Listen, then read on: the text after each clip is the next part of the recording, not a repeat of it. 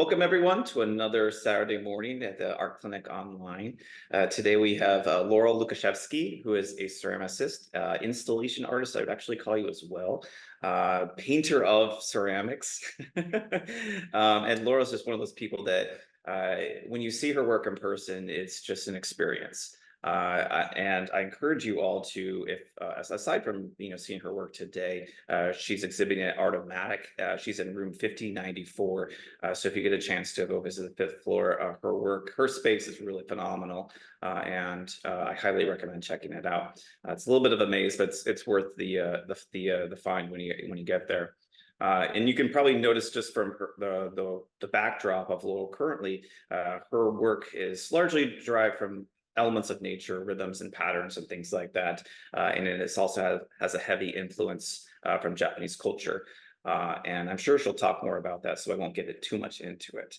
But her work has been everywhere, especially in the DMV area, part of the Embassy Program for sending artwork to embassies. Well, just I'm sure she'll tell us more about all of her amazing things. But that's just what I remember off the top of my head. I will say that I am desperately trying to figure out how I can afford a little octopus, because I absolutely love them so much. So I may have to come by the open studio, which is on May 11th down at her space in Mount Rainier.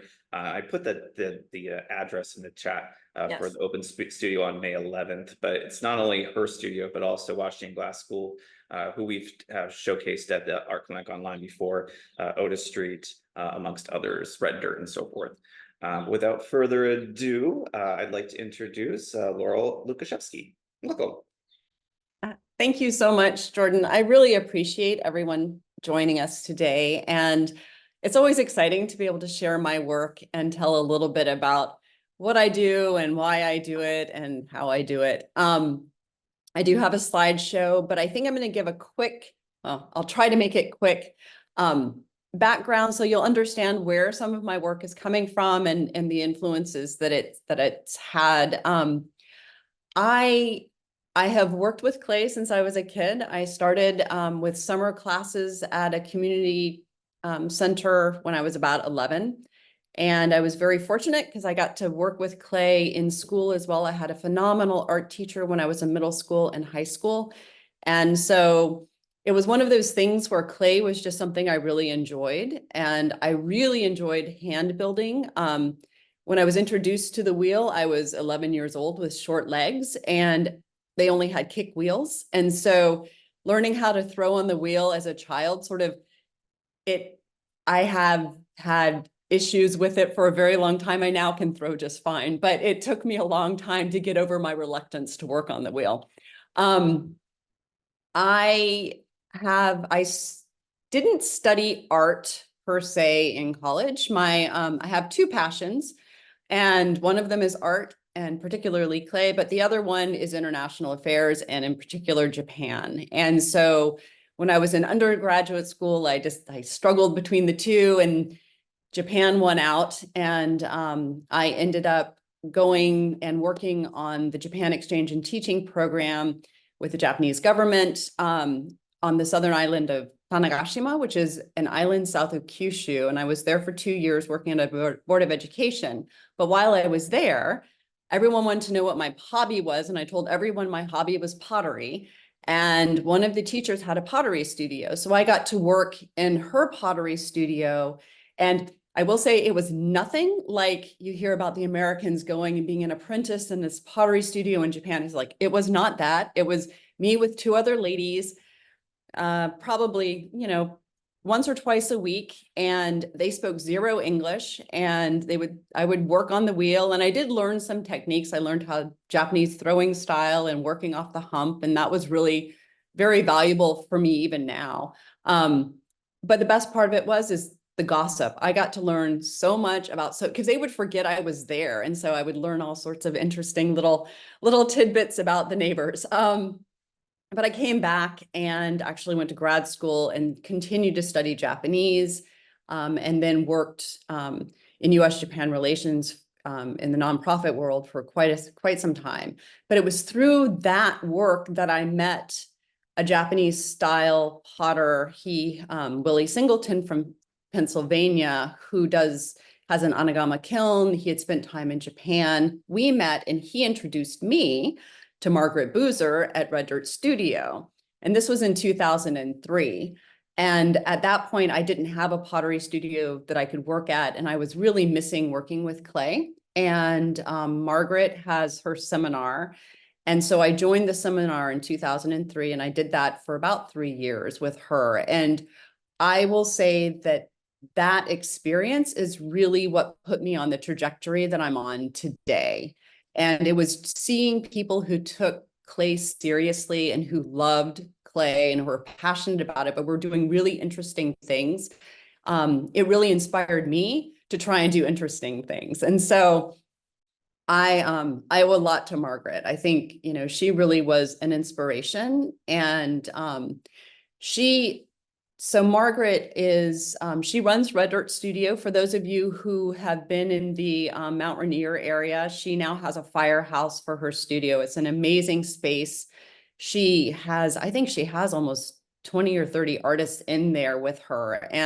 But she runs something that's sort of like a graduate seminar for people who are really interested in sort of not just the creative side of clay, but also the business of clay and critiques and working within a community. And she does some amazing work with some, like the Soil Institute up in New York. I highly recommend finding, I think her website is margaretboozerstudio.com or Red Dirt Studio. So definitely look her up, because she really is an inspiration and a wonderful resource here in the area. I was with her, and then I needed a bigger space. And so I moved into the space I'm in now in 2007, and I've been here since. And we've had different iterations. It was Flex Studios, and it became White Point Studio, and now it's Ampersand Art Space. Same space, some of the same people.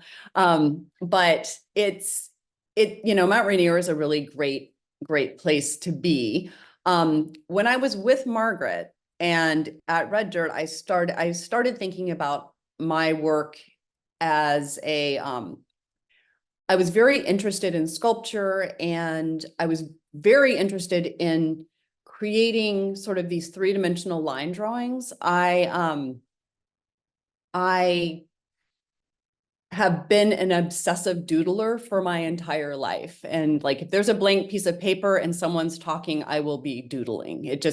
That's what I do. And so I started with this idea of creating these line drawings, and it morphed into this installations, big and small, large sculptures. And I took a lot of my inspiration also from nature, of course, and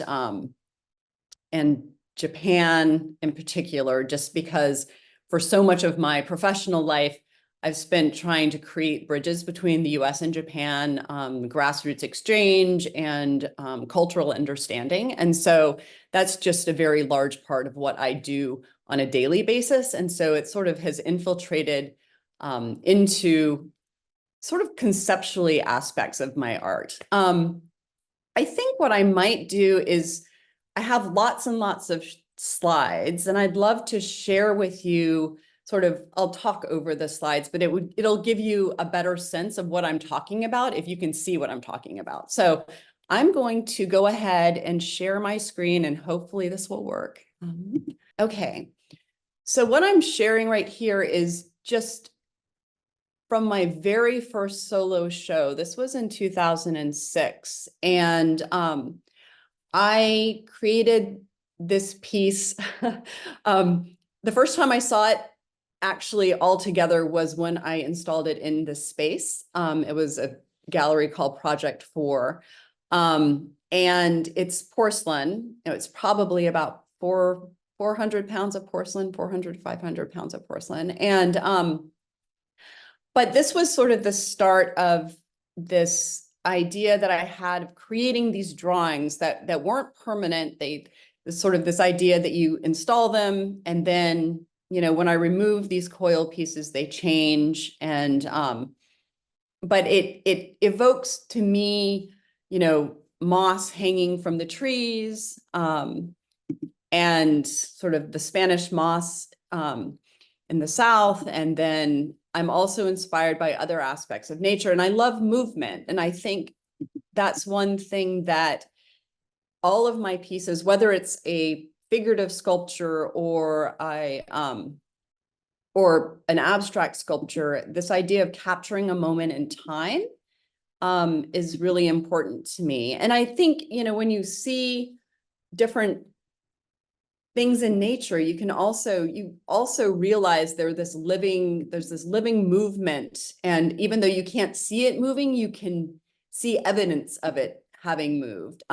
This is just an aside. This is the view from my host family's home in Kirishima in Kagoshima Prefecture on Kyushu. And I have always just loved the lines of the rice fields. And this is from a tea house. And this is in Kuroshiki. This was a very old wisteria vine. It was hundreds of years old. And some sashiko stitching, which is running stitch, is beautiful. And some patterns. I love patterns, and I think most of us do, but there's something evocative about floral patterns. And this is a doodle from a meeting that I was supposed to be taking notes at. So you can sort of see, where my obsessiveness comes from. These are some rocks up in Canada. This was one of my first pieces. It was called Falling, and it was supposed to be a square, and it wasn't. And then I reconfigured it and made it into this installation piece. I since recreated the piece for the person that has it so that it was more stable, because some things just aren't. This is just a very old drawing, but sort of a way for me to create sort of three-dimensional drawings from these ideas. I spend a lot of time on the beach. This was in Sanibel. And I created, the sea urchins. The only reason I made these sea urchins was because the ones that were on the beach kept crumbling. They just were not strong at all. And so I did that. This is in my aunt and uncle's bathroom. And then just dot drawings. This was on my wall at Red Dirt many, many, many years ago. But I liked this idea of making components to create larger pieces. And so I continued on with this idea. This piece was actually sent on the U.S. The Art and Embassies Program to Saudi Arabia for a show, which was really pretty cool. This was in a show that was at Lorton that opened, that was supposed to open in February, at the end of February in 2020. And then it got locked up in their gallery for 7 months. And this is this idea of this flow. I think you can see the flow and these components and drawing on walls with these are so much fun, just because I get to do them sort of. Sometimes I have a plan. Sometimes I just go in with a bunch of dots. This was another piece. So this slide is to help sort of bridge this gap between the abstract and then sort of these octopuses that you're going to see later in this slideshow. I started doing these abstract tentacles, and because I liked the dots, and I was like, gosh, these look like tentacles. So then I started making tentacles. Then I was like, oh, I should make an octopus that goes with the tentacles. So that's where this sort of starts bridging between this abstract and the more figurative work. This was one of my very first extruded pieces. And I put this in here just for the line and the movement and the fact that it took me 3 weeks to make because I was using one of those extruders that was like this big. And I've since gotten much better tools. This is a larger piece. So one of my very good friends in Japan, her mother was a master calligrapher. And the lines and the movement of calligraphy is very evocative, and it reminds me of falling ribbons, and it reminds me of just, it's beautiful just as an art form. And so I started creating these porcelain ribbons, and they link together. I always tell people that it's barrel of monkey technology. They're all about maybe, you know, a foot to 14 inches, and then they hook on each other. I've learned they can reach about 9 feet, but you know, all the weight is hanging from the top one, so there is a limit to how long they can actually be. This is in the hotel in College Park. I have 4 there, and this is just sort of an example. I've continued to do these just because, one, they're fun to make, and they're really fun to install. This was a show that I had down in Huntsville. Let me see. So another chance for me to share Tanegashima with you. This was the beach that was closest to my house. And if you ever want to have your own private blissful place, Tanegashima is it. You can see over here in the background, there's a mountain in the haze. That's called Yakushima. It's a World Heritage Site. It became one after I had left Japan, but I highly recommend Southern Japan to anyone who wants to go. This is also, Tanegashima's claim to fame is that the Portuguese shipwrecked on it in 1543 and introduced firearms to Japan. And so that was, at that point in time, Japan was closed to the rest of the world. So it was quite a big deal that the Portuguese ended up there. This was a piece sort of inspired by that, with glass and porcelain. I will say that when you put glass with porcelain, there's a differential between the glass and the porcelain. This piece lasted for a very long time, but finally the two just decided they didn't work together. So it has moved on to the spirit world. This is a cave, one of my favorite beaches on Tanegashima. And of course, a shot of Tokyo, and it's just amazing, building after building. And I've done a series of these extruded square sort of city-like pieces. And this was a piece I did many years ago, but I loved it because they're quite heavy, and clay has, you know, a temperament, and it cracked in the kiln, and I think it made it better for cracking. And so I've done a couple of pieces that have been like that. This was a very literal clay drawing that I did. It was quite large. And then it took me a week and my husband's help to put it back together. But I still have these pieces because I think it's a fabulous piece. I love it. I love the movement. It's called Flow. And it was a lot of fun, but it is one of those things that I will probably have it forever. These are 2 of the extruders that I use. I also have handheld extruders but the wall mounted ones are much easier to use, just because you can use your body weight as opposed to just your arm strength. This is when I was in the middle of getting ready for, this is what my studio looks like when I'm doing a big project. So it's a little chaotic and crazy. And Laura, could you, I'm just imagining in my head, like an extruder is it like Play-Doh machine, correct? Like it is exactly that. Pushing it through like a vice-like thing, and out comes this form. How do you control the subject matter as it's coming out of this? Is it kind of haphazard, or do you have a plan, or how's it work? So with the pieces, when I'm doing, especially like the coils, so I am extruding it. It's very much like a pasta extruder or a Play-Doh extruder. It's the exact same thing. You have dies that have different shapes. You squeeze it out. If you're lucky, it's straight.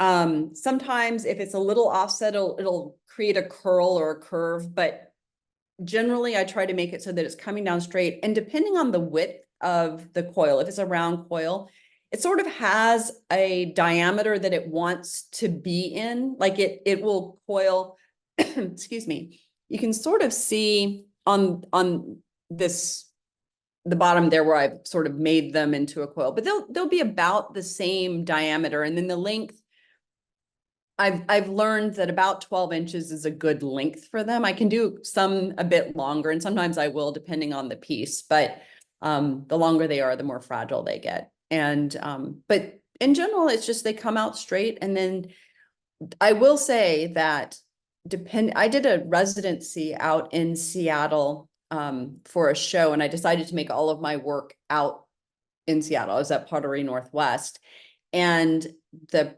porcelain that I typically used, they didn't have it out there because I get it from Standard Clay, which is in Pittsburgh or outside of Pittsburgh. So I had to use an English porcelain that in Washington State that was softer than the porcelain I was accustomed to using. And it took me a good day to figure out how to make it work and not have them flopping over and doing it's amazing when you encounter, like, when you've started with something and it works perfectly for you, and then you have to switch, or they change the formulation of a clay and you have to try and figure out what will work. And I mean, that's one of the wonderful things and challenging things about clay, is just the fact that there are material issues always. And it's just something you have to keep in consideration. So these are a couple of other coil pieces. And these pieces, they are just, friction holds them together. So the pieces on the walls have a couple of eye screws. This piece, I think, had 7 eye screws, have a coil that goes through each eye screw, and everything else is just built up on that piece. And so when I move a piece like this, it's going to be different than each time I install it. It's slightly different. It's like a flower arrangement. You know, your flowers are going to always look a little bit different, but it's the same arrangement pretty much. You know what you're getting. So this is another view of this piece. And that piece from the Project 4 show went into the lobby of some condominiums in Ruston. It has been up there now since 2007. They're actually going to be renovating their lobby, and we may need to move it. So that's a down shot. And then this is them in the kiln. It's surprising to me, and I think it's fascinating that, you know, the arch is a very strong form, and the coil, turns out, it's also a very strong form. So those of you that have worked with clay, you know that clay is extremely fragile when it's dry but not fired. Somehow I can do this with greenware, like dried clay, and they can pile up, and then I can fire them. And I usually fire these, I don't even do a bisque fire. I just do a slow bisque all the way up to 6. So it's taking it all the way up to vitrification, and I just have to tap them and they'll come apart. It's really fun. Laurel, can I ask you a naive question? After the extruding, yeah, how do you make sure that your fingerprints don't get all over it? You know, it's not that soft. I mean, I'm sure that some of these coils have my fingerprints on them, and it doesn't bother me. I mean, it's sort of like you like to have a little bit of it's that. like And your signature. Yeah. And I also will say, I tried to create these coils with plastic, like tubing, because I was like, oh, this would be so much easier. I could do, and it was so uniform that it lost its attraction. It's fascinating. It doesn't have, I think, you know, when you're out in nature and you look at a plant and you look at grass or you look at flowers, there are always flaws. Nothing is ever exactly the same. And I think we register that. And for me, I think these pieces, it's the little tweaky differences that actually give it its soul and make it sort of intriguing. So this was a show at the U.S. Botanic Garden, which was a lot of fun. And this is it hanging. And then this is a tiny piece called Feather. This is just in someone's home, So I just wanted to show this because this is the largest project I ever did, and it was so much fun. It was down in Chesapeake at a corporate headquarters, and the architect knew my work, and his wife was the art consultant on the project. And so they created this stairwell for my piece. And so there's a large armature, metal armature that goes through the center. And that's me. And this was the end piece. I was up on that scaffolding for about 17 hours over 2.5 days.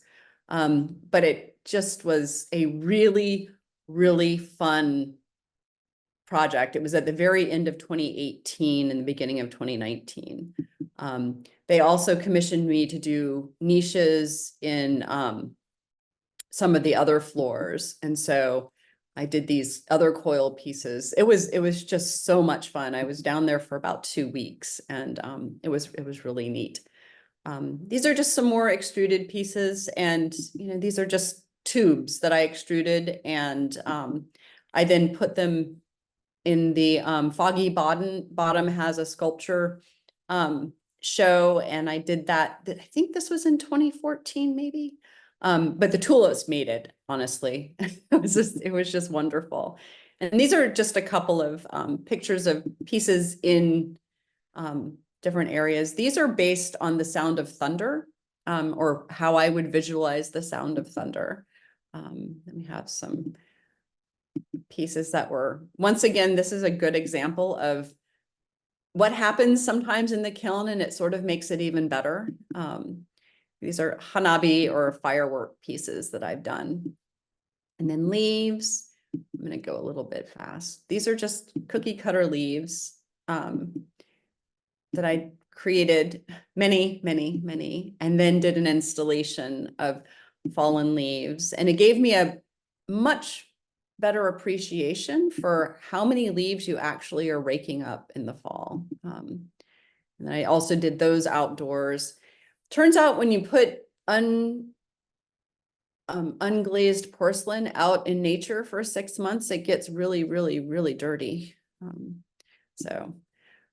And cherry blossoms. And the cherry blossoms are very close to my heart, both because for DC, they were a gift from Tokyo in 1912. And, they symbolize both friendship and the ephemeral nature of life, and mono no aware, and they're just beautiful. And I have really loved them. I started creating, I created an initial installation of 3,000 because 3,020 cherry trees were given to Washington, D.C. as a gift from Tokyo.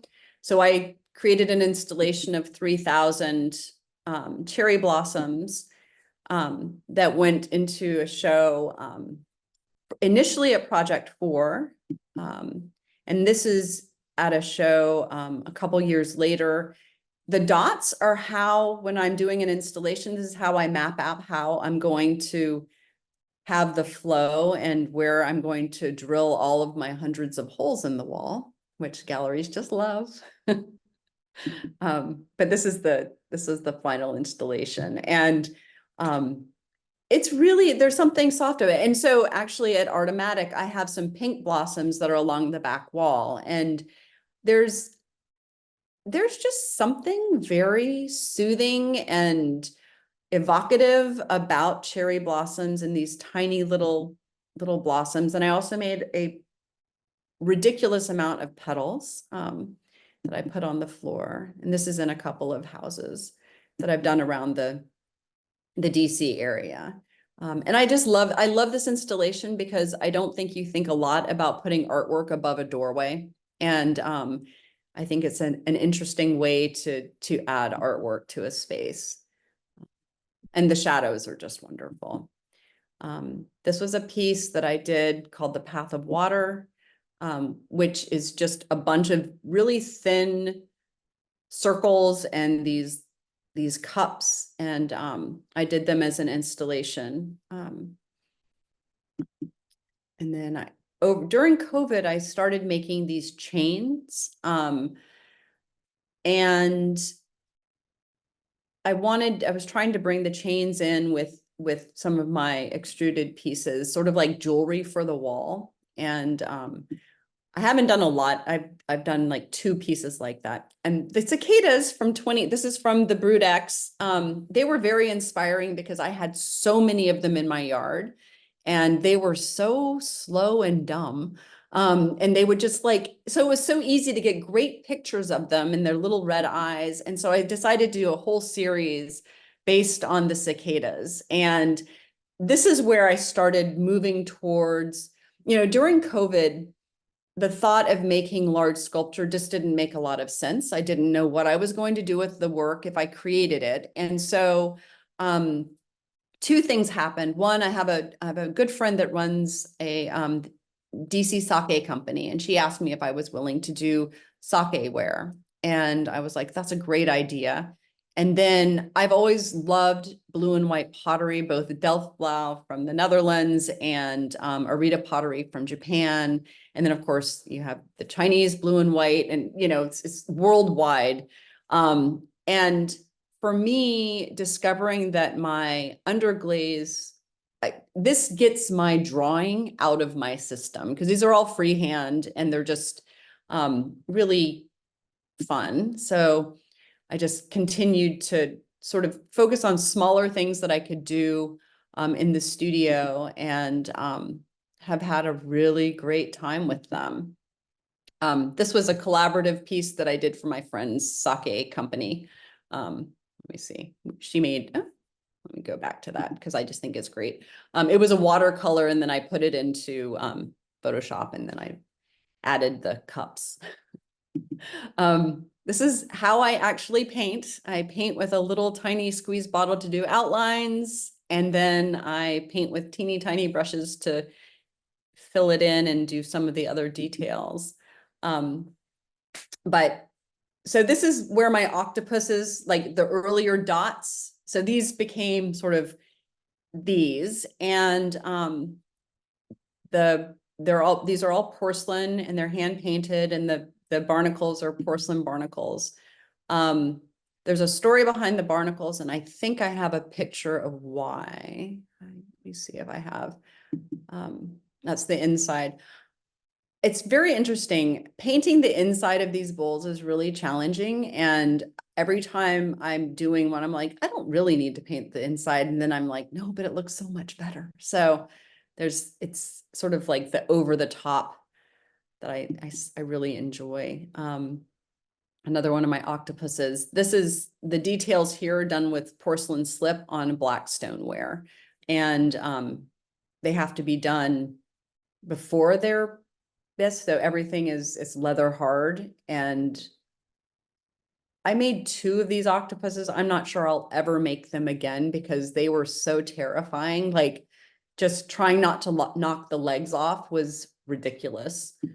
So I wanted to show this because this was a very large octopus. I had spent a month painting it with little tiny brushes. This was before I discovered the squeeze bottles to make patterns and stuff. So I was using tiny brushes, and I spent a month painting him, and I fired him. I got him out of the kiln, and there was this 1/2 inch crack that went from the front all the way to the middle of his head. He didn't crack in half. He just cracked halfway.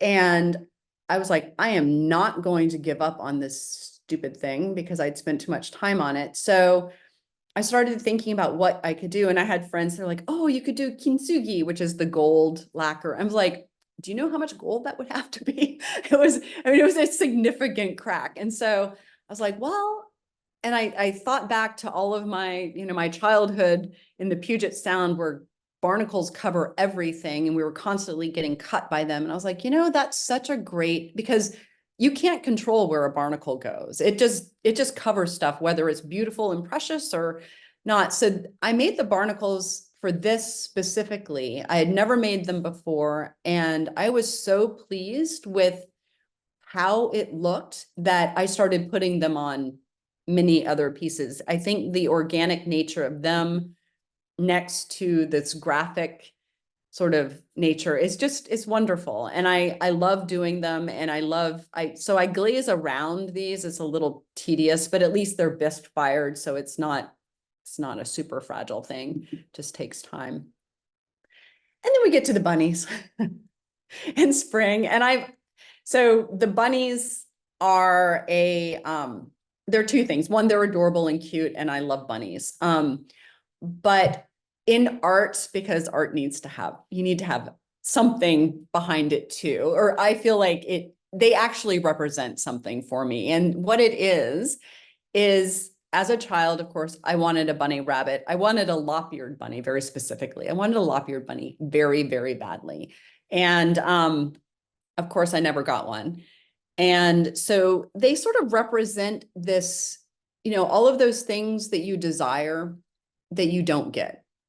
So there's sort of they symbolize sort of both hope and disappointment at the same time, where you really, there's something in although I will say I'm still hoping for a bunny. It might happen. You never know. But I love them. And the bunnies that I create are a little bit wistful. They're not necessarily cute. This bunny I liked in particular, it's at Artomatic. The lighting is not great at Artomatic, so you're not getting the hand shadow that this has, but I love this piece because of the shadow. And this is just an example of the slip trailing that I've done on a piece. So you can see that it's still wet clay, because the porcelain has to be able to adhere to the wet clay, so they have to be fairly wet. And yes, it was terrifying. And this is the bunny that's actually behind me. And then this is Artomatic. And so we have the pink cherry blossoms and a couple of rabbits that I did. This one I did right before, when I had signed up for Artomatic, and I knew I was doing the cherry blossoms, and I knew I had the one bunny. I decided 2 weeks before it opened that I needed another bunny. So I made him, and then I decided I needed something else. So I decided I would make a tile, and I've never done a tile before, but it's one of those things where I've always wanted to. And so I'm grateful to Artomatic for giving me a deadline. And this literally was a week. And so it was like, I don't usually use stoneware. This is stoneware, which is much more forgiving than porcelain. And so I was able to, I made these 3 running bunnies like in one day, and put them under a fan and dried them and put them in the kiln the next day, which is something I would normally never do. The fact that this all worked is just truly amazing to me. So that was fun, but they are up at Artomatic, and they'll be up for another week. And then this is for our open studio. And that's sort of a timeline of everything I've ever made. But I'd love to, if you have any questions, I would love to have a conversation. So. Oh, wow, that's amazing. That's so much information and so much work. I'm imagining this is not even everything you need too, right? This is just like, oh no. wow. Wow. How do you, I mean, bandwidth to actually create such a mass quantity? I'm just thinking the quantity of work that goes into like Sakura, for instance, that it's not a small feat. How do you have the patience to, that's not even an art question, just like, how do you have the patience? That's such a good, I think I only have patience when I'm making my work. Quite honestly, I don't have it in any other aspect of my life. And I also will say that I listen to a lot of books on tape, and I do really, really well if I don't have a deadline. I can really focus and really get into the details and really sort of get into that flow. But the second that I have a deadline and it's something that I have to get done and it's something this detailed, it becomes very challenging. It's a real challenge. And so I will say I do this full time. I come into the studio Monday through Friday from about 10 to 6 p.m. every day. I'm here no matter what. And I decided early on that if I was going to do this, I had to treat it like a job. Because it is. And because of that, I think it has created a way for me just to be like, if I'm not doing anything, I have something to do. Like Right. I always have, you guys can't see it, but there's a whole, there's a whole rack of stuff that's sitting here waiting to be glazed.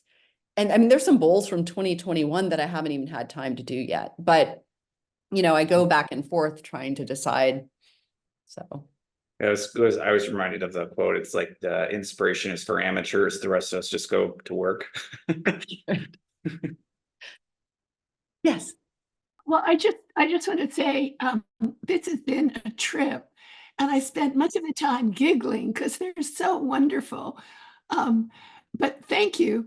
I was wondering about when you, particularly going back to the extruded pieces, do you play with lighting a lot? Because as you've mentioned shadows, like when they're against, you mentioned shadows, and I just wonder that it's so important. It adds so much to it. It absolutely does. And that plays a huge role actually when I'm doing an installation, like especially in a home. And if it's really important to know what the light, because if you have, if they have like directed lighting, that can completely change the way the piece looks, especially the way that the shadows are being cast. And so I do think about that a lot. I think a lot of times it's somewhat after the fact, in that, I make the work and then I start playing with it. But I now, like for a lot of these pieces, for the coil pieces, for the ribbon pieces, I know how they fall. I know how they hang. And so I know what to look for and what to think about as I'm doing them. Because I've had pieces, like especially a coil piece. I remember an installation I was doing, and I had this one coil and it looked perfect in the piece. But the second that we turned the lights, like the directional lights on, there was this weird, like super long shadow coming off of the piece that just looked wrong. And so we had to adjust for that. So that's definitely something I think about. Thank you. Interesting. Can you talk a little bit about I'm imagining the doodles are a large part of how you create pattern. Is it free flow when you're actually applying the patterns to, say, an octopus or a bunny, or is it kind of derived from doodles that you've done on outside of the painting process? It's a little bit of both. I've found that the more I've done, like the initial ones were just completely like freehand. I'm just doing whatever comes to mind.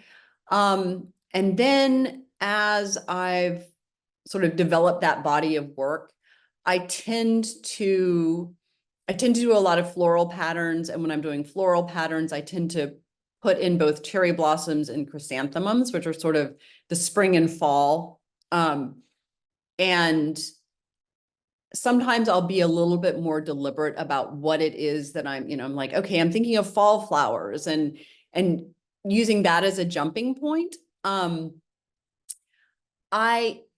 I try to take pictures of everything that I do just as a reference point. And so when I'm going back, I just recently was going back to a lot of these little sake cups that I had done early on. And I'm like, oh, wait, and of course I sold some of them. And so I'm like trying to recapture some of because I have some patterns that aren't quite so floral. They're much more geometric, or, circles and dots and different patterns like that. And I'm like, I need to bring that back because I've sort of forgotten. Like I've sort of gone on this tangent of lots of garden floral whatever. And I'm like, I need to bring it back to, and I need that reference point. So it really, it depends, I think, on sometimes there are a couple of pieces where I'm like, I really like what that looks like. I want to do that again. But then I start changing it up because I don't seem to be able to just stay focused on, it's like I always want to tweak it a little bit and do something a little bit different. And You're creative. That's why. yeah. I think it's really wonderful in this poster how the QR code sort of mimics you elevated the QR code too because it echoes your work. You know, I was really, when I saw those two together, I was like, oh, that's just too good. It's like, it's too bad the bunny itself isn't the QR code. Right. If you could scan the bunny, that Yeah. would be perfect. Yeah. This is interesting, life imitating art and Right. art imitating life. This has been just a wonderful presentation. Thank you. I can't wait for May 11th. I'm gonna. Oh, good. Well, I really hope to see people here. It's so much fun. And it's always fun too, to be able to see sort of the space with so many different aspects of different pieces that I've done. So, I just have to get a handle on it.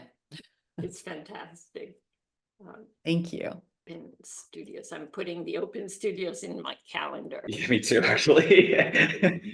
It's like, oh no, it's my daughter's birthday, but it's actually, so it's okay. Anyway, yeah, I need to talk to you on a side note about your sake friend, by the way. And also your yeah. sake glasses, because they're really cool. That was just not even a question. I just side note. Well, if anyone doesn't have any questions, we can kind of say thank you so much. Sarah. Thank And I echo that. I love your doodles. I think you're ready to go into 2D art whenever you want. Yeah, you can always Whenever put you 2D on want. 3D. Yeah. Right, but it looks great on 3D. The porcelain pieces, the bowls, oh, they're amazing. Oh, well, thank you so much. This has been such a great opportunity. It's always, it's always a great exercise to be able to sit there and try to think about your work and Yes. how you want to present it and explain it. And I'm sure when I get off, I'm gonna be like, oh, I totally missed that. But Yeah, that's okay. You give but I us do- an opportunity on Yeah. May 11th. yes, exactly. And over here is so good in that you have some shelves up there. I'm trying to magnify the screen to take a look, but I'll wait until I can come in person. Oh, Thank you you. so much. Oh, one last question. Do you ever teach or Oh, anything? right. I meant that to ask that too. I've done some workshops before. The Jet Alumni Association, we did a cherry blossom making workshop, we did a Christmas ornament making workshop. And then I've done some workshops with a friend of mine. She is Liz Borlachek. She's the teacher of ceramics at Episcopal High School. And I've done some workshops with her students, and it's really fun. I enjoy doing things like that, but I don't do them on a regular basis. So, but if you're interested, just let me know. I'm happy to get you out to talk. Glen Echo. Jeff Kirk is a good friend of mine. Yeah, that would be really fun. I would do enjoy a it. workshop like Yeah, one day. exactly. That would be fantastic. It would be wonderful to see you out here on the west side. Right. Yeah, right. Oh, great. Well, thank you so much. We look forward to seeing the work in person at the Open Studio. So we'll put all the information on Laurel's ACO page, so you guys can find that really easily, and also the recording of today's talk, so you can share with your friends. And yeah, thank you again. This has been awesome. Yeah, thank you so much for inviting me, Jordan. I really do appreciate it. I'm glad we crossed paths and Yeah, finally. got your name. Yeah, so thank you, and hopefully I'll see some of you at Artomatic over the next week or so. And definitely please try to come on the 11th. I would love to see you. Cool. And actually, in 2 weeks, we just a reminder for everybody, Rockville Art League is sponsoring one of our Art Clinic online forums. So we are going to invite, I'm just going to say their first names just for simplicity, but Harry, Sheba, Jelaine, and Gazelle, some of the DC's premier models, artist models, and they're going to talk about the artist model collaboration and what it's like being the muse for artists. So all 4 of them are going to be talking, and we would like to invite everybody to attend this, even though it is sponsored by Rockville Art League, just as an outreach for them. So please join us in 2 weeks on May 4th. I know it's Star Wars Day, but you can join us anyway.